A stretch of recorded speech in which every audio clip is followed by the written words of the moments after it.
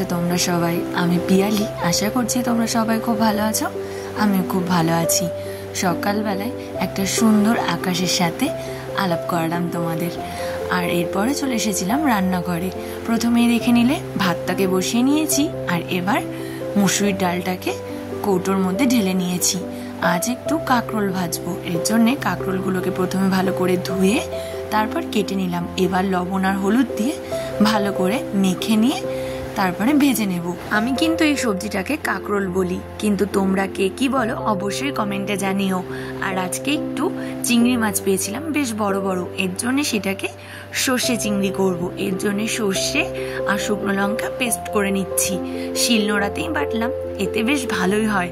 এরপরে চিংড়ি মাছগুলোতে লবণ আর হলুদ মাখিয়ে তেলে ভেজে নিলাম। এরপরে পেঁয়াজ কুচি আর টমেটো কুচি দিয়ে ভালো করে নাড়াচাড়া করে নিয়ে আদা রসুনের পেস্ট দিয়ে দেব। এরপরে লবণ হলুদ লঙ্কার গুঁড়ো দিয়ে বেটে রাখা মশলাটা দিয়ে দেব। এরপরে কষে উঠে যেই তেলটা ছাড়বে সামান্য জল দিয়ে দেব।